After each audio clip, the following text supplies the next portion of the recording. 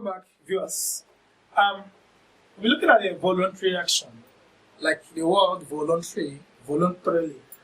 A voluntary action is an action initiated and controlled by the conscious part of the brain.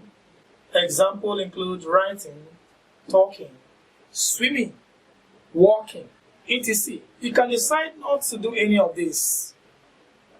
You can decide to do it. So it is consciousness. So that means brain is fully involved in this type of coordination, which is what? Voluntary action. Like I said, a voluntary action is an action initiated and controlled by conscious parts of the brain. The conscious part of the brain, I think you know, it should be cerebral hemisphere. Cerebral hemisphere. Cerebral hemisphere, that is what you call your cerebrum, where there's every conscious activities of what is being coordinated is in this part of the brain called the cerebral hemisphere.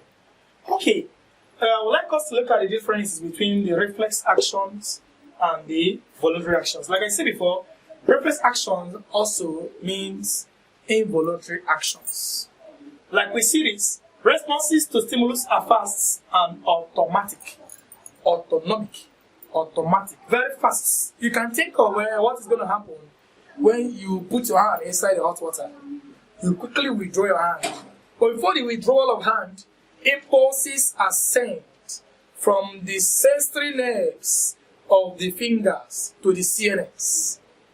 Another impulses from the CNS bring impulses back to where it happens before your hand is withdrawn. But that mechanism, that pathway, is very, very quick and fast. And when we come to voluntary action, responses to stimulus is not automatic and is not, in most cases, fast. 2. Actions is controlled in the spinal cord. By firstly, action is controlled by the spinal cord, but later the brain will be aware of what has happened. But just like I just mentioned earlier, someone puts his hand inside the hot water or step a turn, the person withdraw his leg or withdraw his hand. What happens in between, before the person's withdrawal? Impulses are being sent from where it happened, from the receptor to the CNS. Then from the CNS back to where it happens, the muscles will relax so that the hands can be withdrawn. It is a very quick response. The spinal cord is what coordinates what is happening. But the brain will tend to be aware after it might have happened. Okay, that is for reflex action. But for voluntary actions, actions are controlled in the forebrain. That means brain, not enough. We know that you have 3 regions of the brain: the forebrain, the midbrain, and the hindbrain. So the forebrain, when we're talking about the forebrain, we're talking about the cerebral hemispheres. 3. Most reflex actions are not learned. Therefore, they are inborn. Nobody will teach you what to do when you step your foot on a thorn. Or nobody will tell an infant, a newborn baby, not to cry when the infant is hungry. So these are actions that are involuntary. It is not learned before it is being executed. But in this case of voluntary action, it must be learned. Before you talk, you must learn it. Before you swim, you must swim it. You must know how to swim. Before you swim, you must know how to swim. Before you write, you must know how to write it. So this must be learned. But in reflex action, you do not learn it. Like, I'll give an example. If you are bringing something close to an infant eye, maybe a newborn baby, maybe you are bringing something close, so the child will withdraw his hand, not to be hurt. Nobody taught the child to withdraw hand when such things is coming for. So we have some reflex action can be converted to involuntary actions. Some of reflexes can be converted, but you cannot convert voluntary actions to reflex actions. What does that mean? What does it mean?